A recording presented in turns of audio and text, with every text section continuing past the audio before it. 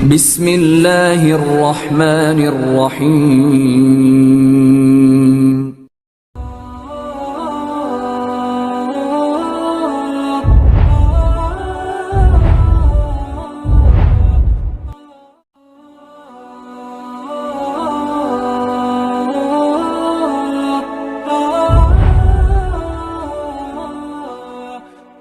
Penting untuk diingat, kata para ulama,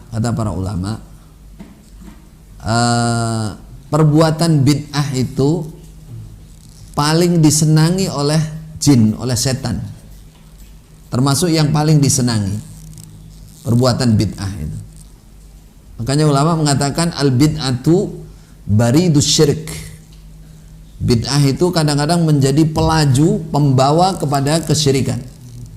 Nah, di situ ada jin-jin, setan-setan khusus untuk ngurusi masalah bid'ah itu.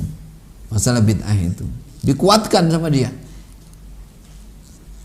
Jadi kalau misalkan ini mungkin yang kaitannya dengan kejadian beberapa waktu yang lalu di dekat Kediri sini, ada teman-teman kita yang suaminya hijrah, istrinya belum hijrah dan nggak mau. Suatu saat ada ustadz yang ahli ruqyah, diruqyahlah dia sama ustadz ini, si wanita ini. Ternyata jinnya muncul, berjuluk jin bayat.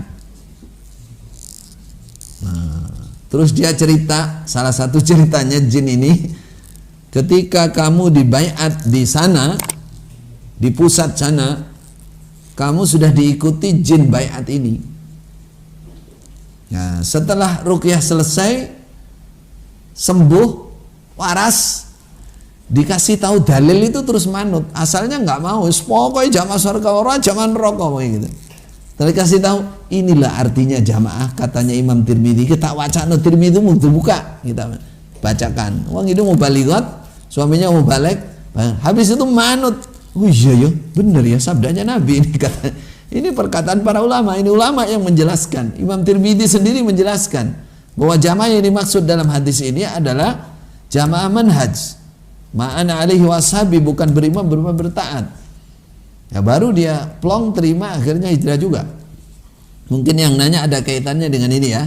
Tapi yang jelas gini, perbuatan bid'ah apalagi yang dikatakan dari doktrin-doktrin yang tidak sesuai dengan Quran hadis, ya secara umum memang setan itu senang dan dia akan terus memberikan keyakinan yang miring ini, menggoda, menyesatkan itu terus ada.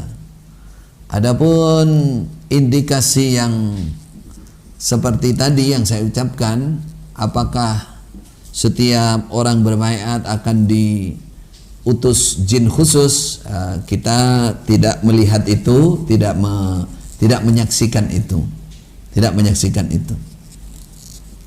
Umpama itu ada kemungkinan, yaitu yang saya katakan tadi, menurut para ulama memang bid'ah itu disenangi oleh jin, sehingga jinnya itu bagaimana caranya membuat seseorang itu bisa terus gila dengan doktrin itu, dengan doktrin kesesatan itu.